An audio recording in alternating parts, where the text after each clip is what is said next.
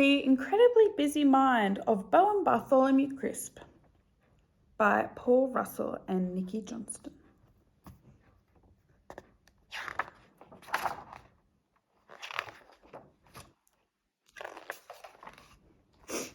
When I was 5, I sat in class and my teacher said, "The sun is yellow, the grass is green. What colour is the ocean, Bowen?" The arms of all the other children shot up straight away, but I didn't really understand the question. The top of the ocean is green when there's a storm, but the waves crash white, while the bottom of the ocean is as black as night. Coral reefs turn the water the deepest blue, but they stay clear when it's shallow. I know there is a Black Sea, a Red Sea, and a Yellow River, but I'm not sure what they look like. Algae can turn oceans green, brown, red, or blue. Before I could answer, my teacher had already picked someone else. When I was 7, Miss Barlow asked me my thoughts. I thought it was better to feel cold on a hot day and too hot on a cold day. I thought red pandas should be called orange pandas. I thought that sloths had the cutest babies in the world, even if they grow up into weird adults. I thought corn chips shouldn't be as straight as they are when the corn is round. I thought Peter Pan should be taller in pictures. But I knew none of these things were what I was supposed to be thinking about, so I just shrugged and Miss Barlow kept going. When I was 9, my grandmother caught me strapping a homemade cola-powered rocket to Gertrude, my pet tortoise. "Bowen, what are you thinking?"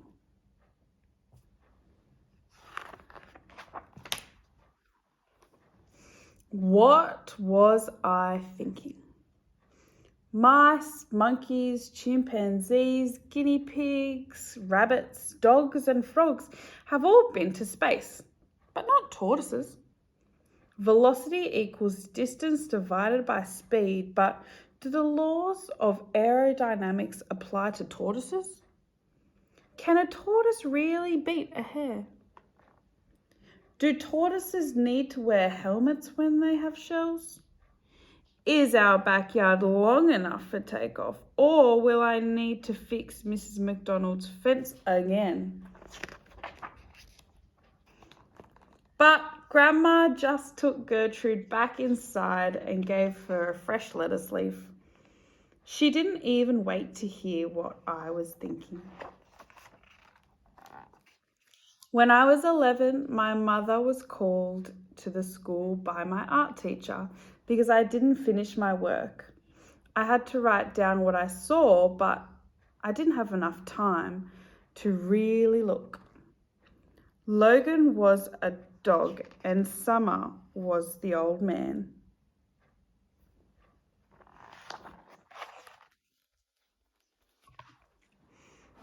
But I could see the brushstrokes of the paint and the bumps that rose in the corners. I could see all the lines on the road in the man's face that crinkled at the corners as he smiled, and the happiness of the swirling paint to show the dog breaking free. I could feel the warmth of the orange tones in the sky, but see, it was getting late by the shadows of the trees. I could see so much, but everyone else had already finished looking.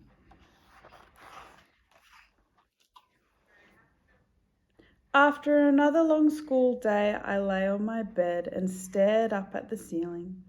My mother plopped down next to me. She never rushed me, and we lay there for a while in the silence before she spoke. "I wonder if they take the caffeine out of the coffee plant, or the bean after it's grown," she said with a grin.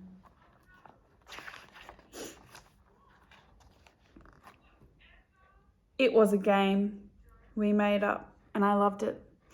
I wonder if a firefly is hot, I said back, unable to hide my enthusiasm. I wonder why an actor playing the Queen makes more money than the real Queen. We both smiled. I wonder how they get the non-stick stuck to a frying pan. She smiled, poking me again. My turn. I wonder if a zebra is black with white stripes or white with black stripes. I wonder if dinner is going to make itself. I wonder how they milk a soybean. Maybe it wasn't such a bad day after all. When I was 13, I didn't finish reading my science book in class. But at home, I built a volcano that covered Dad's car in my special molten lava mixture. It wasn't hot and didn't burn, but Dad's car had pink bits till we sold it years later. When I was 15, instead of writing a story for English, my teachers let me make a movie. The script wasn't great, but the costumes were great. And the camera angles were perfect. My English teacher said it was fantastic. When I finished school, everyone said I would change how I saw the world, but I never did. As I grew older, the more different from me the world seemed to get. Until one day, when being different was exactly what was needed. Everyone was always complaining about things breaking. So much was thrown away because they said it couldn't be fixed. They were right, partly.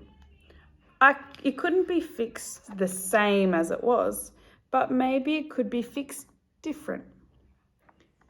Thinking different meant I could find solutions that no one else had thought of.